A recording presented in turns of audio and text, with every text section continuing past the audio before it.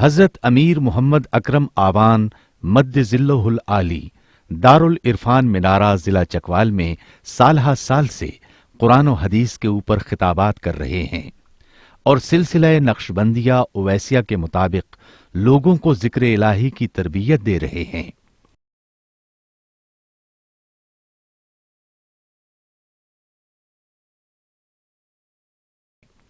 وہ قرآن پاک کی تفسیر ترتیب وار بیان کر رہے ہیں۔ تفسیر قرآن کو وہ موجودہ ملکی اور بین الاقوامی حالات کے مطابق بیان کرتے ہیں۔ موٹر وے سے کلر کہار کے انٹرچینج سے نکلتے ہوئے کلر کہار کی جھیل سے ہوتے ہوئے میانی، بوچھال اور نورپور سے گزرتے ہوئے دارالعرفان منارہ پہنچ سکتے ہیں۔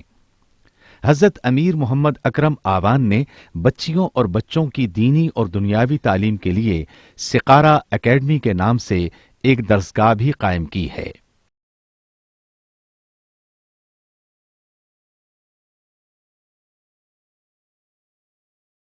جس کا افتتاح ملک پاکستان کے صدر جنرل محمد ضیاء الحق نے اپنے دست مبارک سے کیا تھا۔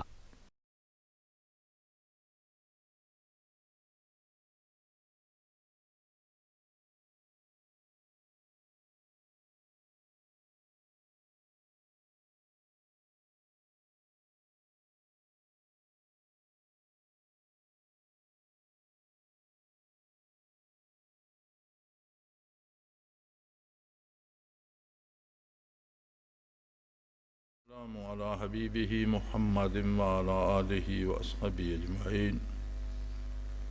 اعوذ باللہ من الشیطان الرجیم، بسم اللہ الرحمن الرحیم۔ وَإِذْ قَالَ مُوسَىٰ لِقَوْمِهِ إِنَّ اللَّهَ يَأْمُرُكُمْ أَن تَذْبَحُوا بَقَرَةً قَالُوا وَتَتَّخِذُنَا هُزُوًا قَالَ أَعُوذُ بِاللَّهِ أَنْ أَكُونَ مِنَ الْجَاهِلِينَ۔ قالوا ادع لنا ربك يبين لنا ما هي قال إنه يقول إنها بقرة لا فارض ولا بكر أوان بين ذلك فافعلوا ما تؤمرون۔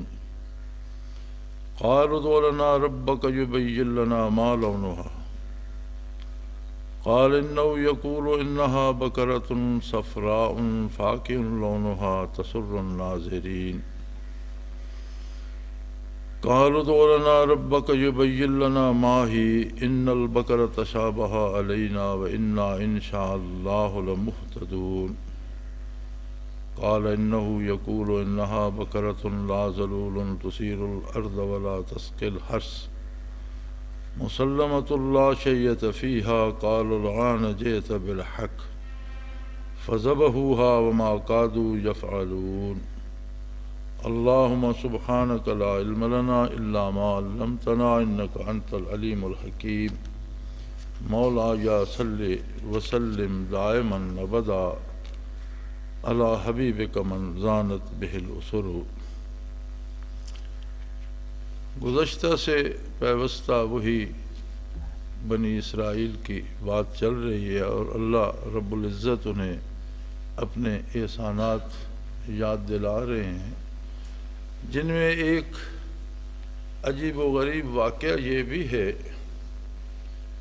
کہ بنی اسرائیل میں ایک شخص قتل ہو گیا اور قاتل کا پتہ نہیں چل رہا تھا،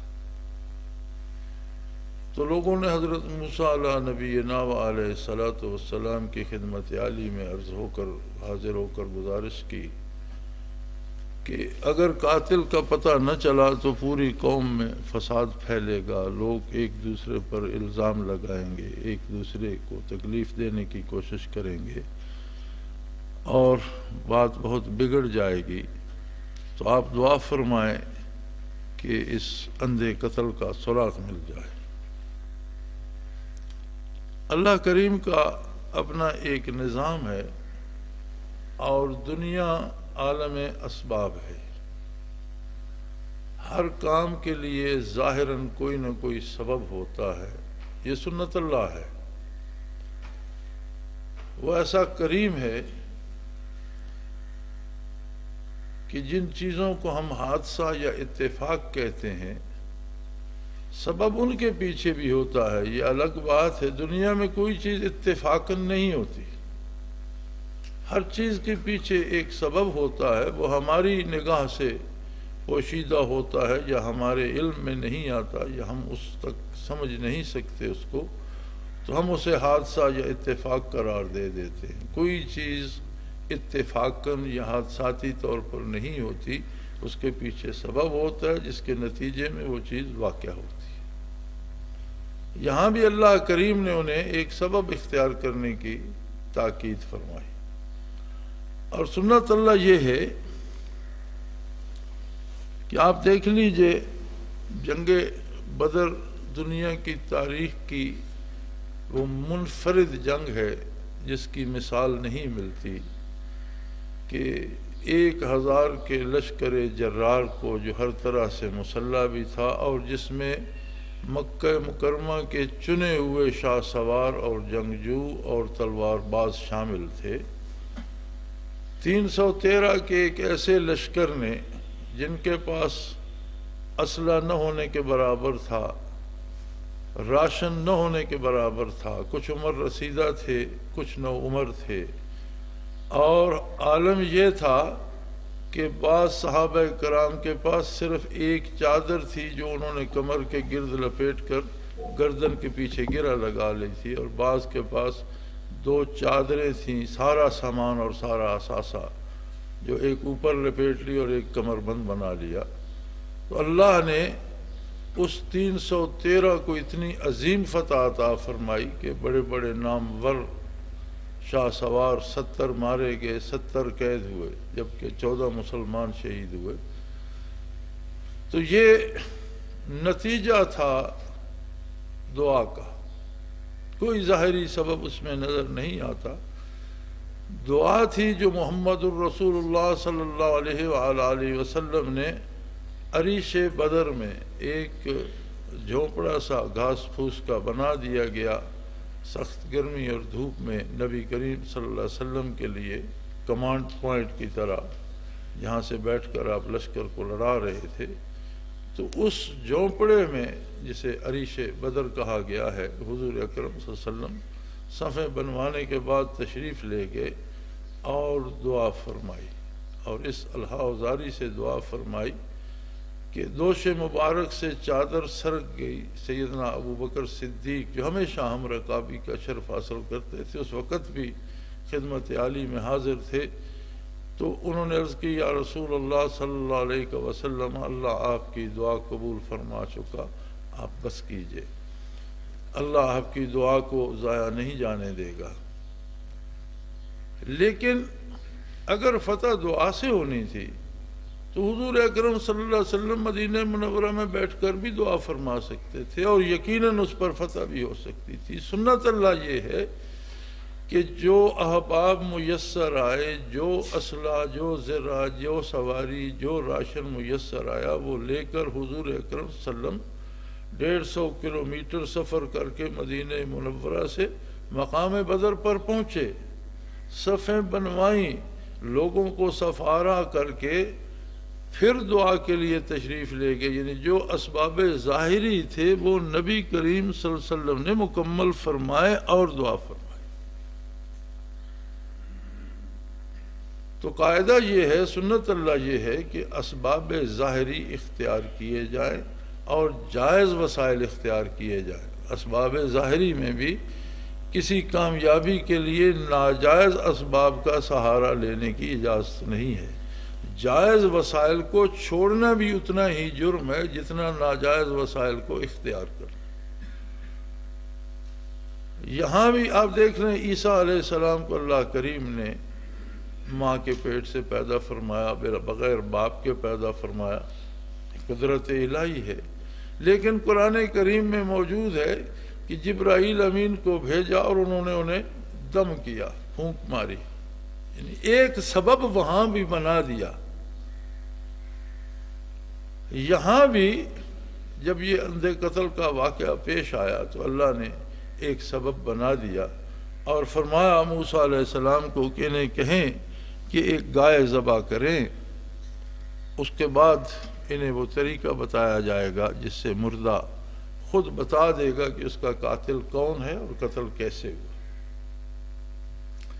تو جب موسیٰ علیہ السلام کی خدمت عالی میں انہوں نے عرض کی اور اللہ کا حکم ہوا تو وَإِذْ قَالَ مُوسَىٰ لِقَوْمِهِ إِنَّ اللَّهَ يَأْمُرُكُمْ أَن تَذْبَحُوا بَقَرَةً، موسیٰ علیہ السلام نے قوم کو یہ جواب دیا کہ اللہ نے حکم دیا ہے کہ تم ایک گائے ذبح کرو۔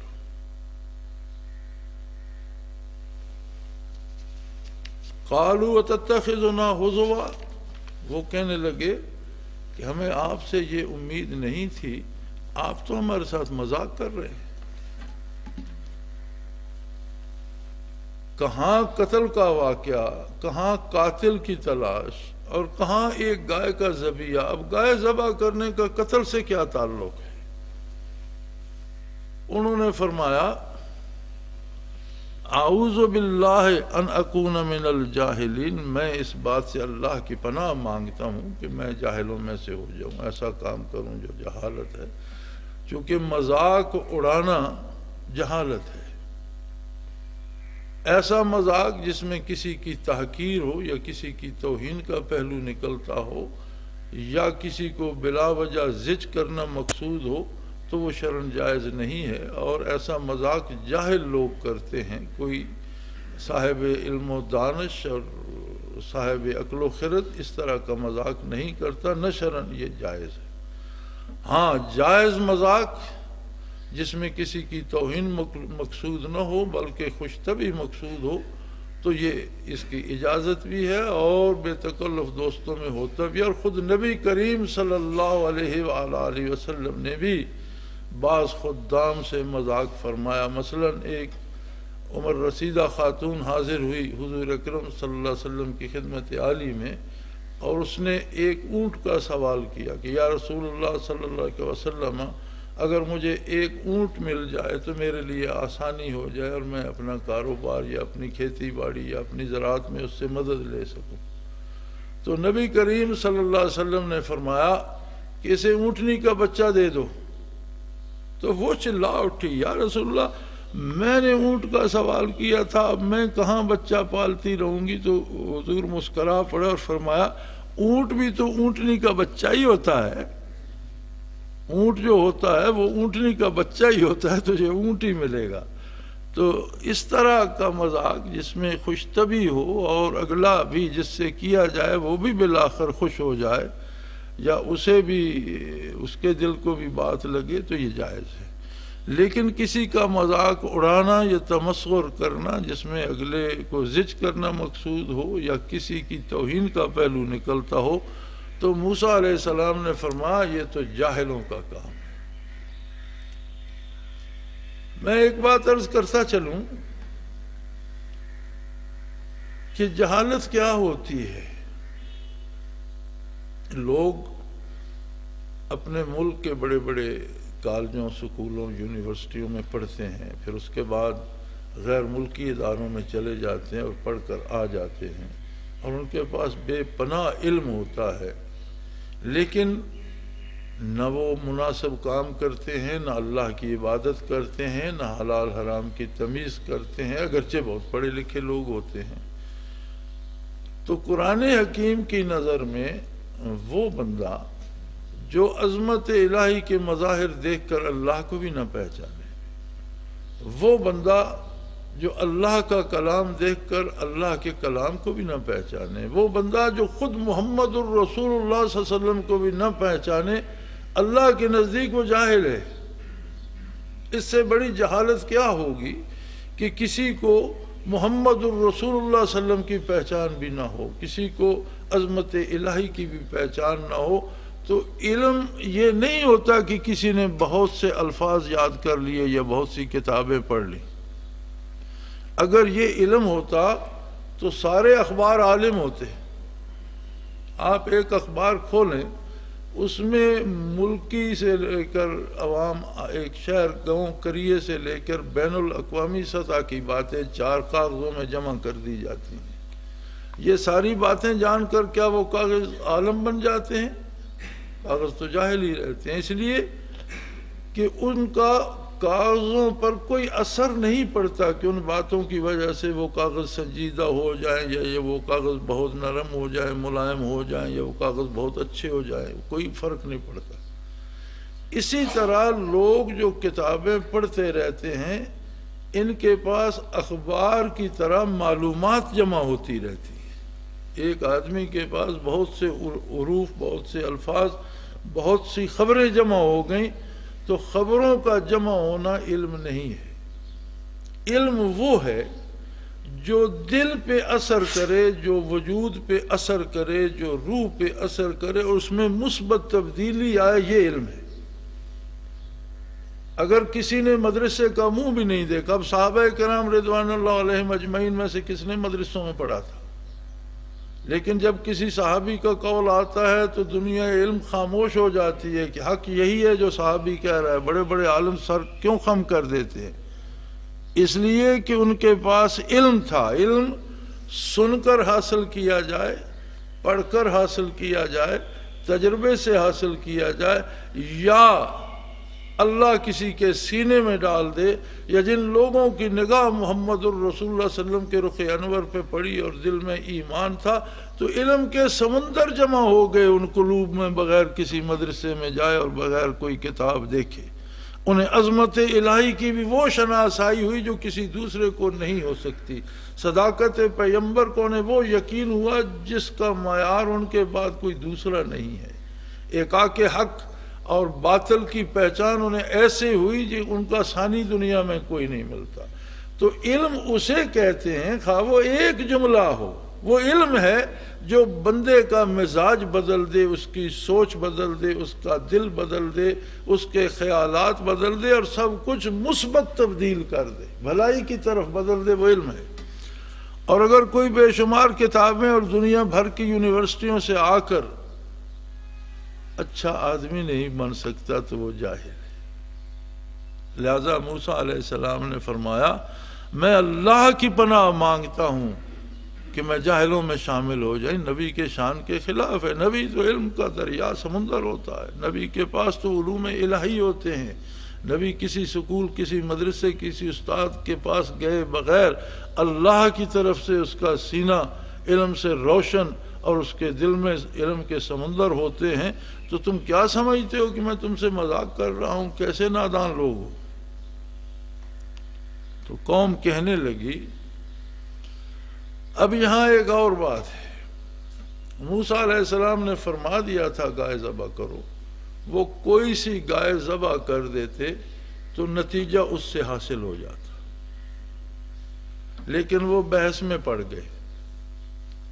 جیسے مشائخ اعظام اور اللہ کے نیک بندے بتا دیتے ہیں لوگوں کو کہ آپ درود شریف پڑھا کرو، بات ختم ہو گئی، سن لی، درود پڑھ، جو کوئی سا پسند ہے وہ پڑھتے رہا کرو۔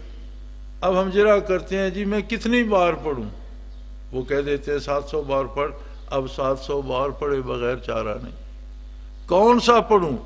پھر وہ ایک اور درود مقرر کر دیتے ہیں، یہی پڑھ، پھر وہی پڑھنا۔ یعنی جتنے سوال آپ کرتے جائیں گے اتنی پابندیاں بڑھتی چلی جائیں گی۔ اور اگر سوال نہ کیا جائے، صحابہ کرام رضوان اللہ علیہم اجمعین جیسی اطاعت کی جائے کہ حکم سنا اور تعمیل کو اٹھ کھڑے ہوئے، تو بہت آسانی ہوتی ہے۔ یہاں انہوں نے وہی روش اختیار کی سوال کرنے کی، قالوا ادع لنا ربک یبین لنا ما ہی، کہنے لگے اپنے رب سے کہ اب دیکھیں عجیب، کیا عجیب بات ہے کہ رب تمہارا نہیں ہے؟ موسیٰ علیہ السلام کا کلمہ بھی پڑھتے ہو، امتی ہونے کے بھی دعوے دار ہو، لا الہ الا اللہ موسیٰ کلیم اللہ پڑھنے کے بعد کہتے ہو اپنے رب سے کہیے، تو جہالت تو یہ ہے۔ تو فرمایا کہ انہوں نے عرض کی کہ اپنے رب سے کہیے، ہمیں بتائیں کہ وہ گائے کیسی ہے۔ موسیٰ علیہ السلام نے فرمایا انہو یقول انہا بکرۃ لا فارض ولا بکر اوان بین ذالک فافعلوا ما تؤمرون، وہ گائے نہ تو بچڑی ہے اور نہ ہی عمر رسیدہ ہے، لیکن اس بحث میں نہ پڑو، وہ درمیانی عمر کی ہے، نہ بچڑی ہے اور نہ بوڑھی ہے، نہ عمر رسیدہ ہے، جوان گائے ہے، اور تم فافعلوا ما تؤمرون لوگوں طریقہ یہ ہے کہ جو حکم دیا گیا ہے اس کی تعمیل کرو اور بحث میں نہ پڑو۔ قالوا ادع لنا ربک یبین لنا ما لونھا، پھر انہوں نے ایک اور سوال پیدا کر دیا کہ موسیٰ اپنے پروردگار سے کہیے ہمیں بتا دے اس کا رنگ کیسا ہے۔ جب ایک دفعہ حکم ہوا تمہیں تعمیل ارشاد کرنا چاہیے تھی، سوال کیا دوسری دفعہ عمر کی تعیین ہوگی، لیکن ساتھ موسیٰ علیہ السلام نے فرمایا فَافْعَلُوا مَا تُؤْمَرُونَ، جو حکم دیا گیا ہے وہ کر گزرو۔ لیکن ان کا مزاج ایسا تھا، پھر انہوں نے سوال کر دیا قَالُوا ادْعُ لَنَا رَبَّكَ يُبَيِّن لَنَا مَا لَوْنُهَا۔ یہ واقعہ سنایا جا رہا ہے امت محمدیہ علیہ صاحب الصلاۃ والسلام کو تعلیم کے لیے کہ کہیں تم محمد الرسول اللہ صلی اللہ علیہ وسلم کے احکام کے ساتھ یہ سلوک نہ کرنا، ایسی ایذا نبی کو مت دینا کما آذوا موسیٰ، جس طرح لوگوں نے موسیٰ علیہ السلام کو پریشان کیا تھا، اپنے نبی کے ساتھ اس طرح کا سلوک نہ کرنا۔ بہرحال انہوں نے سوال پھر کر دیا کہ اپنے رب سے درخواست کیجئے اس کا رنگ کیا تھا۔ قال انه یقول انہا بقرۃ صفراء فاقع لونھا تسر الناظرین۔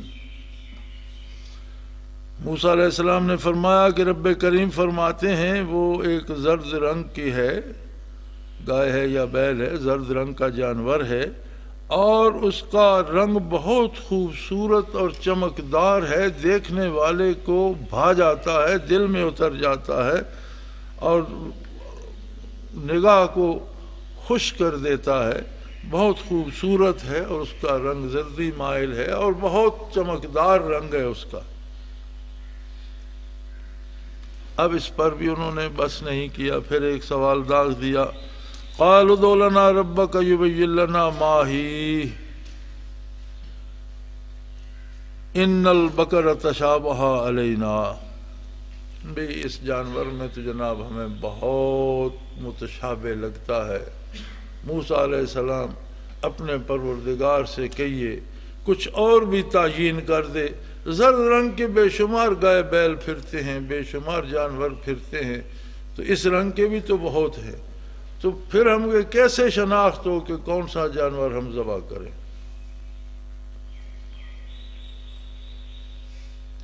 قالوا ادع لنا ربک یبین لنا ما ہی، اپنے پروردگار سے عرض کیجئے ایک دفعہ پھر ہمیں وضاحت سے بتا دیں یہ کون سا جانور ہے۔ ان البقر تشابہ علینا، ہمیں بہت سے جانوروں میں ایک جیسی مشابہت نظر آتی ہے۔ وَإِنَّا إِنْ شَاءَ اللَّهُ لَمُهْتَدُونَ، اور اگر اللہ نے چاہا تو اس بار ہم صحیح جانور تلاش کر لیں گے۔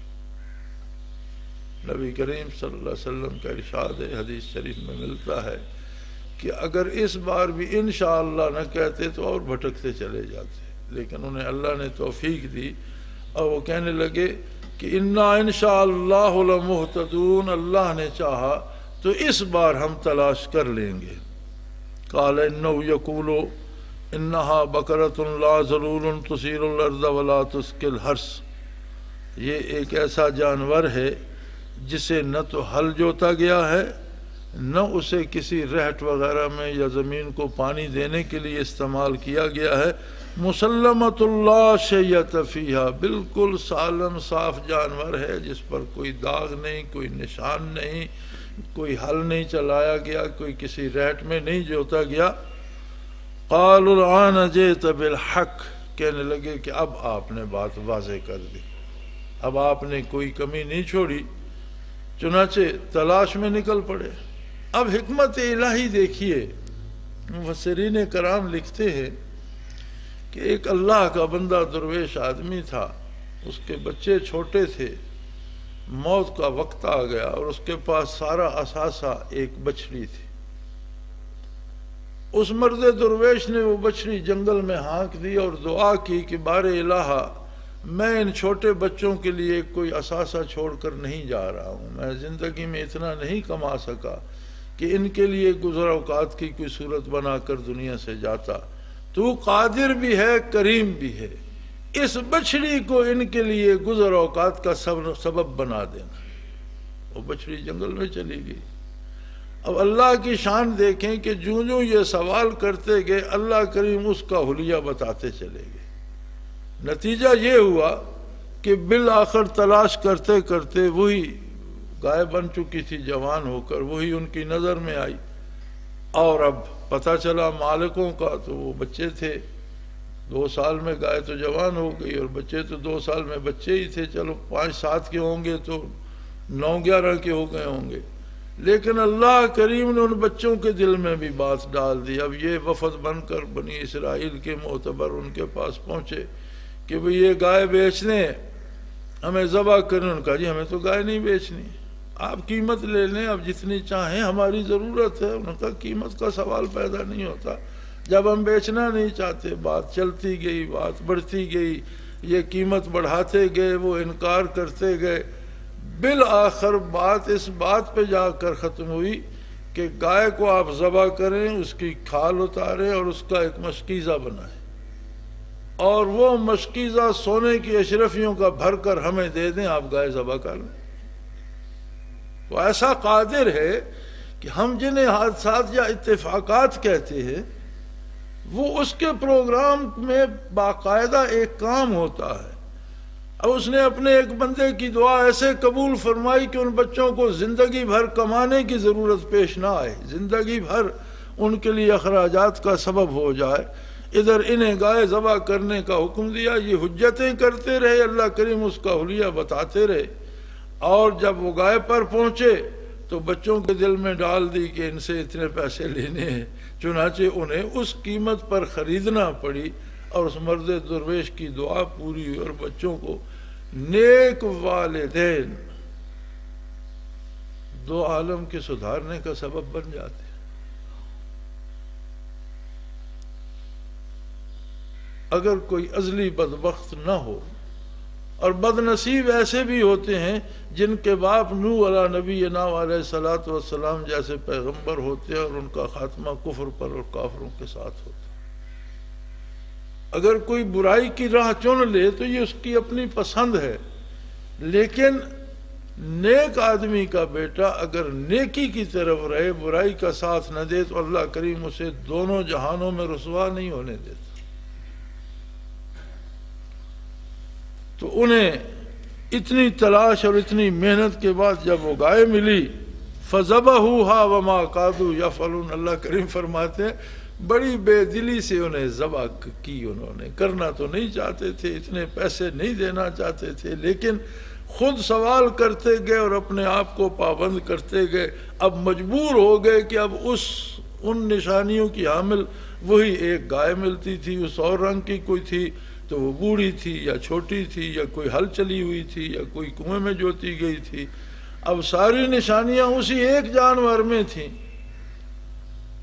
تو مجبوراً انہیں ما قادو یفعلون، وہ کرنا نہیں چاہتے تھے، اتنے پیسے دینا نہیں چاہتے تھے، اتنا سرمایہ کھونا نہیں چاہتے تھے، لیکن انہیں کرنا پڑا، اور انہوں نے گائے ذبح کی بالآخر۔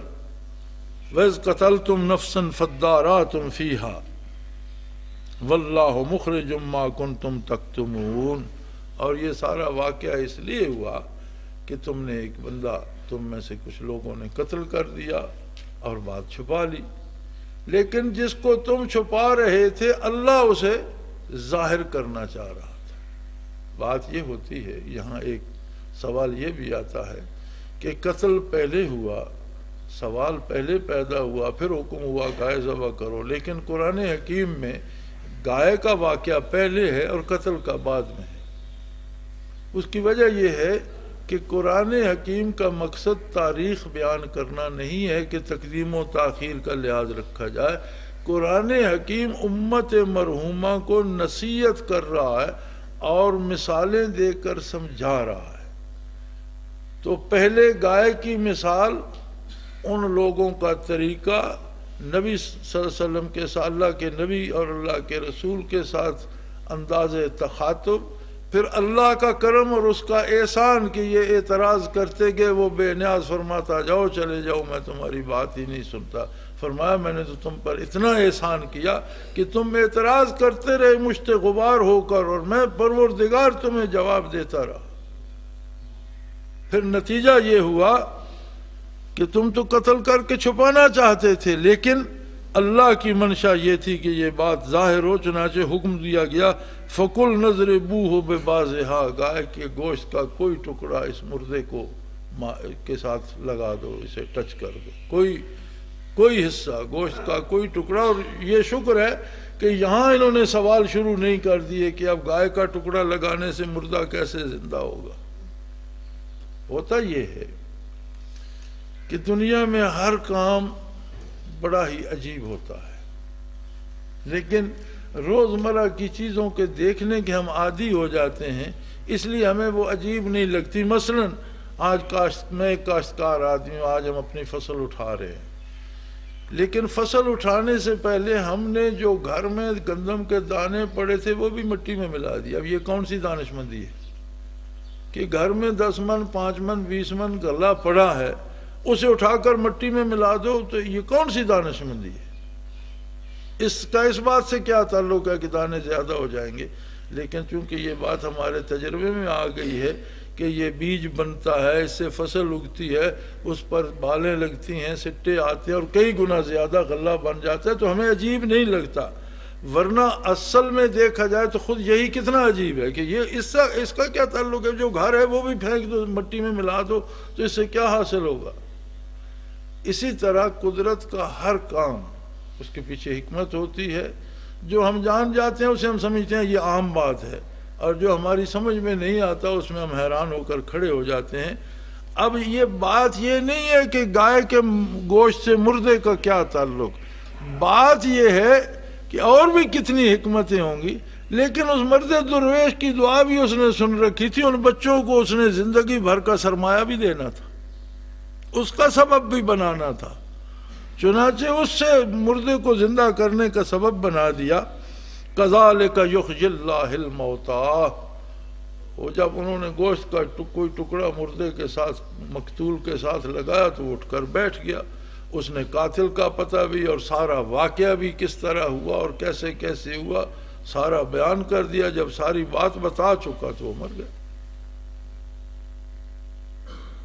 اب یہ سوچنا کہ اللہ نے یہ حکم دیا اس میں کیا ہوگا، یہ ہمارا کام نہیں ہے، یہ اس کا کام ہے جس نے حکم دے دیا، اس کی حکمتیں وہ جانتا ہے۔ یہاں میں نے ایسے لوگوں کو بھی دیکھا ہے، ایسے دانشوروں کو بھی دیکھا ہے، وہ کہتے ہیں جی اربوں روپے کے جانور ذبح ہو جاتے ہیں قربانی کی عید پر، اگر یہ جانور ذبح کرنے کی بجائے سارے پیسے جمع کر لیے جاتے اور کوئی انسٹیٹیوشن بنا دیا جاتا، کوئی کالج بنا دیا جاتا، کوئی یونیورسٹی بنا دی جاتی، ایک گاؤں کی قربانیاں جمع کرو تو گاؤں میں کالج بن سکتا ہے، کیا فائدہ جانور ذبح کرنے کا؟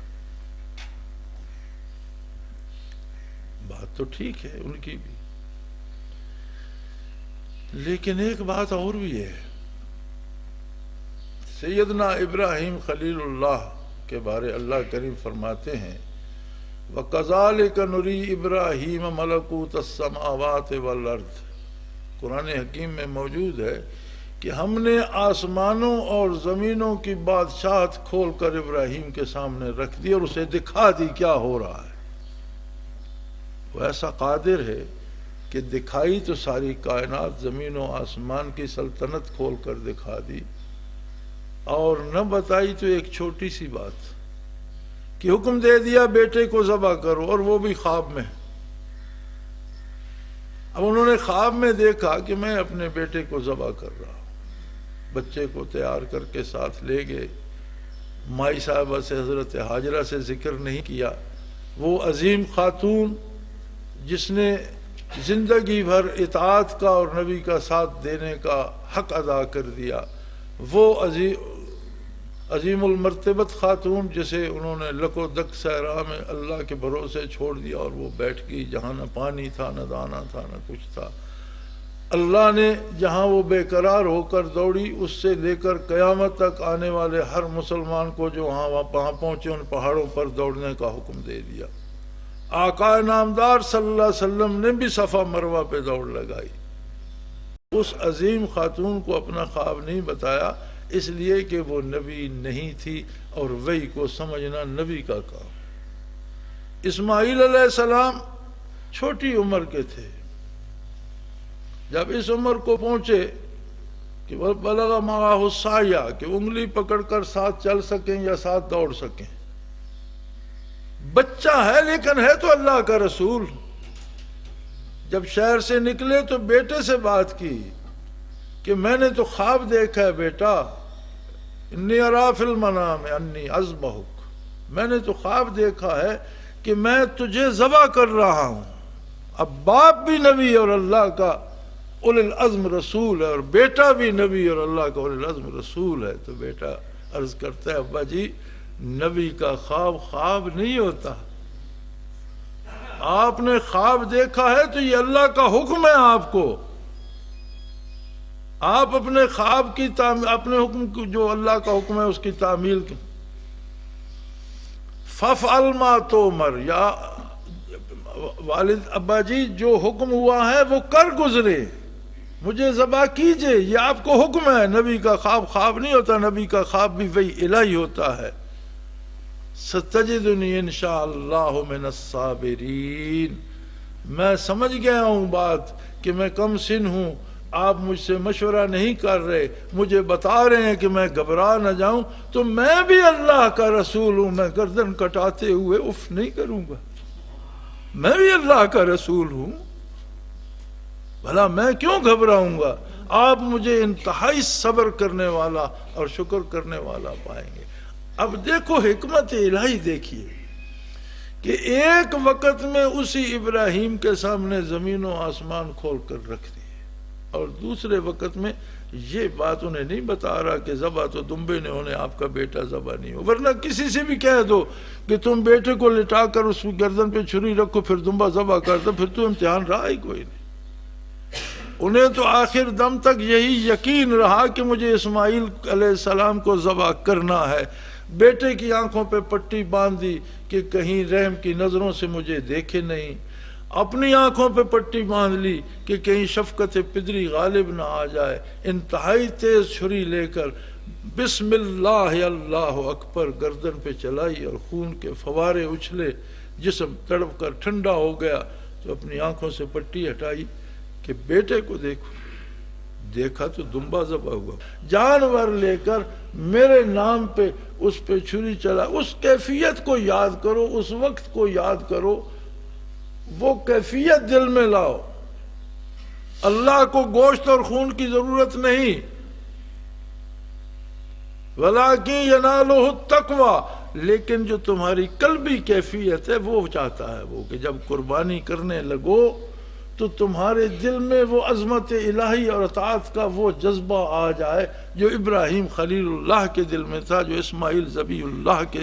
تو یہ تو ایک حکمت ہے قربانی کی جو میں بتا رہا ہوں، اس میں اور کتنی حکمتیں، کتنی مصیبتیں ٹلتی ہوں گی، کتنی بیماریوں سے شفا ملتی ہوگی، کتنے مشکلات حل ہوتی ہوں گی، یہ تو وہ رب کریم جانے۔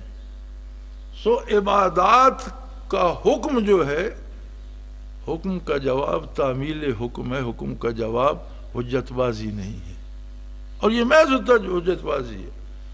یہ بات بھی میں نے دانشوروں سے سنی ہے کہ اتنے لاکھوں افراد حج پہ جاتے ہیں اور اربوں روپیہ وہاں خرچ ہو جاتا ہے، یہ سارا جمع کر کے ادارے بنائے جاتے تو لوگوں کے کام آتے، لیکن جو تجلیات بیت اللہ پہ برس رہی ہوتی ہیں، اور جو بندے قیامت سے پہلے کفن پہن کر اس کے در پہ حاضر ہوتے ہیں، جیسے لوگ قیامت میں قبروں سے کفن اٹھائے ہوئے اٹھیں گے اور اس کی بارگاہ میں حاضر ہوں گے، اس حالت میں دو انسلے کپڑوں میں جو اس کے دروازے پہ حاضر ہوتے ہیں اور ان پہ جو وہ رحم اور برکت نازل فرماتا ہے، کیا وہ ادارے بنانے سے مل جاتی؟ نبی کریم صلی اللہ علیہ وسلم نے فرمایا کہ جس نے حج کیا وہ دنیا میں ایسا ہو جاتا ہے گویا آج پیدا ہوا ہو، اس کے سارے گناہ دھل جاتے۔ کس ادارے میں یہ کام ہوتا ہے کوئی ایسی مشین جو گناہوں کو دھو دے؟ ہے کوئی ایسا کارخانہ؟ ہاں، یہ الگ بات کہ ہمارا وہ خلوص، وہ یقین نہ رہے اور ہم سیر و تفریح کر کے آ جائیں اور حج کو بھی ہم ایک زندگی کے باقی اشغال کی طرح ایک شغل سمجھ لیں، تو یہ الگ بات ہے۔ میں نے ایک دفعہ لکھا تھا تفسیر میں، اسرار التنزیل میں اب بھی موجود ہے، میں نے لکھ دیا تھا کہ حاجی جو کنکریاں شیطان کو مارتے ہیں وہ کنکریاں فرشتے اٹھا لیتے، اور یہ ثابت ہے حدیث، صحیح حدیث سے۔ ہمارے ایک بڑے قابل احترام مولانا ہوا کرتے تھے کوہاٹ میں، اللہ انہیں غریق رحمت کرے اور ان کے درجات بلند فرمائے۔ انہوں نے مجھے بڑا خوش مزاجی میں ایک خط لکھا۔ انہوں نے فرمایا بھئی آپ کی تفسیر تو میں نے پڑھی، تو آپ نے لکھ دیا کہ حاجی جو کنکریاں شیطان کو مارتے ہیں وہ فرشتے اٹھا لیتے ہیں، لیکن میں تو بیوی کے ساتھ حج پر گیا ہوا تھا، تو میں نے تو وہاں سعودیہ کے ٹرکوں کو رات کو اٹھاتے دیکھا۔ تو میں نے انہیں لکھا کہ مولانا میں نے حاجیوں کی بات کی، اور میں نے نہیں کی، یہ بات نبی کریم صلی اللہ علیہ وسلم نے فرمائی ہے کہ جو حج کرتا ہے، جو کنکریاں وہ شیطانوں کو مارتا ہے وہ فرشتے اٹھا لیتے ہیں۔ اب جو سیر و تفریح کے لیے جاتا ہے اور جو خرید و فروخت کے لیے جاتا ہے اور وہاں رہ کر بھی حج کے ارکان بھی پورے نہیں کرتا، پھر چل پھر کر اپنی عمارت کے شوق میں خرید و فروخت کر کے آ جاتا ہے، ان کی کنکریاں تو سعودیہ کے ٹرک ہی اٹھائیں گے مولانا، فرشتوں کو ان کی کنکریوں کی ضرورت نہیں ہے۔ جن کی کنکریاں سعودیہ کے ٹرک اٹھا رہے ہیں انہوں نے حج نہیں پڑھا، انہوں نے سیر سپاٹا کیا ہے۔ جنہوں نے آج بھی حج پڑھا ہے ان کی کنکریاں تو قیامت کو نیکیوں میں تولی جائیں گی، وہ فرشتے رکھ لیتے۔ تو بات ہوتی ہے اطاعت کی۔ فرمایا تم نے اعتراض تو بڑے کیے، لیکن جب گائے ذبح کی اور اس کا گوشت مردے سے لگایا تو مردہ زندہ ہو گیا۔ پھر فرمایا کذالک یحیی اللہ الموتیٰ، یہ بات یاد رکھ لو، قیامت کو اللہ قادر اسی طرح مردے اٹھائے گا جس طرح اس مقتول کو اٹھا دیا۔ یہ تو تمہارے آنکھوں کے سامنے ہے نا، تم نے مردہ زندہ ہوتے دیکھا، اسے باتیں کرتے دیکھا، اب تو یقین کر لو کہ اللہ جب چاہے گا مردوں کو زندہ کر لے گا۔ وَيُرِيكُمْ آيَاتِهِ لَعَلَّكُمْ تَعْقِلُونَ، اور اللہ اپنی آیات، اپنے عجائبات، اپنی قدرت کے کرش میں ہر لمحہ ہر انسان لوگوں کو دکھاتا رہتا ہے کہ یہ عقل کی راہ لے، جہالت میں نہ پڑے، عقل کی راہ لے، تعقلون، تاکہ تم عقل مندی اور دانش مندی کا کام کر سکو۔ اور عقل مندی کی بنیاد اس بات پر ہے کہ بندہ عظمت الہی اور صداقت پیغمبر پر ایمان لے آئے۔ وآخر دعوانا ان الحمدللہ رب العالمین۔